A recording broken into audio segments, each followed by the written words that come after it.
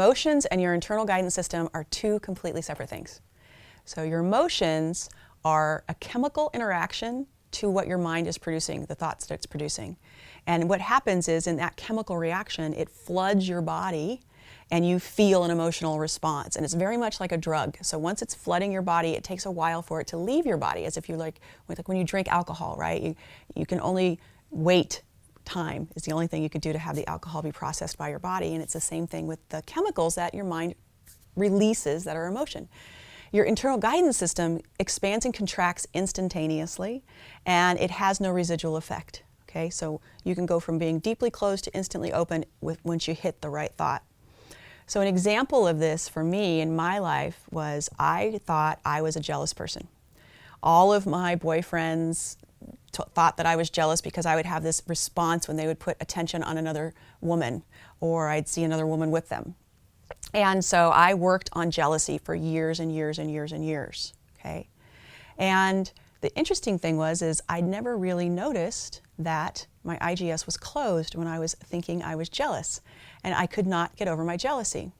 Well, what I found out is that, most of our emotions are programmed when we're children, between the ages of 0 and 5. We get it from watching our parents and the people around us.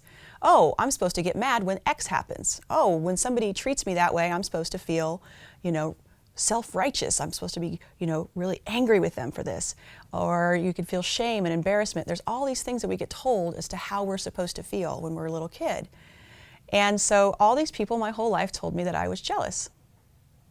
But I was closed, and I never really kind of realized. I just figured it was the emotion of jealousy. And then one day, I was reading a book, and I was looking at the symptoms of it being insecure, and I realized that I was an insecure person, not a jealous person, and I opened. As soon as I thought, oh, I'm insecure, I had this big opening, and that was the problem. And I can fix that. It's different than solving jealousy. Jealousy is about control. Insecurity is about self-worth. And so I began working on my self-worth. In fact, I actually called my boyfriend at the time and was like super excited and was like, oh my gosh, I'm not jealous, I'm insecure. And he was like, is this a trick question? Yes, you're insecure. I was like, oh my gosh, I'm so excited, I can fix that.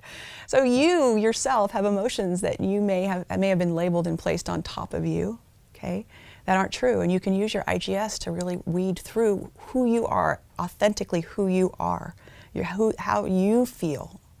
And this can be reprogrammed. You can actually release stuff that isn't yours. That's one beautiful and powerful way to use the IGS, and we do that in some of my other programs. It's a much deeper work. I wouldn't do this in a quick video and then leave you hanging. But the important thing to know right now is that your emotions are separate, and you can have a positive emotion and a closing in your IGS, or a negative emotion and an opening. Anger can be a very powerful tool for change, and if you're open, that means what you're thinking is in alignment, and if you have anger attached to it as well, it can be a very motivating, moving factor, okay? And you can also be feeling deep, deep grief and feel absolutely despondent and be open. When my mother passed away, I was 23 years old, and it was the most horrific thing I had ever experienced. It was so painful. But I remember I was laying in the middle of my living room floor. I couldn't even go to work, kind of wailing like an animal, missing her so much. And when I would have thoughts about, oh, woe's me, who's going to be there when I get married and when I have children, I would get this closing feeling. And I've had people who have shown up for me. I'm not alone. I have beautiful women figures in my life. But whenever I would have a feeling about my mom and how beautiful she was and what she gave me as a person, being my mother, I would open. I was in rich, deep grief, and I was having opening and closing based on which thoughts were more aligned for my soul's blueprint to be thinking and to be pondering and continuing and to keep me in the flow. So as you're having your experience or emotional experiences, I want you to start paying attention to whether you're open or closed, and also be able to pay attention to which thoughts in the midst of the opening of the emotional experiences are opening or closing. Because you'll find that when you're coming from a place of opening with your emotions, they will be so much more received by others if you're open when you're having them, and if you're closed, they won't be. You'll meet against resistance. So cultivating staying open in the midst of your emotional experiences is an incredibly powerful practice. And that's part of that read. Many times in our lives when we have a deep emotional experience, we can create wreckage. being able to be open in your emotional experiences is that wave hitting you. You process it, you stay with an opening experience, and there's no wreckage, there's no ripple past you, it stops with you. So this is one of the deep, deep practices that will actually create that read, the 100 million reads changing the planet.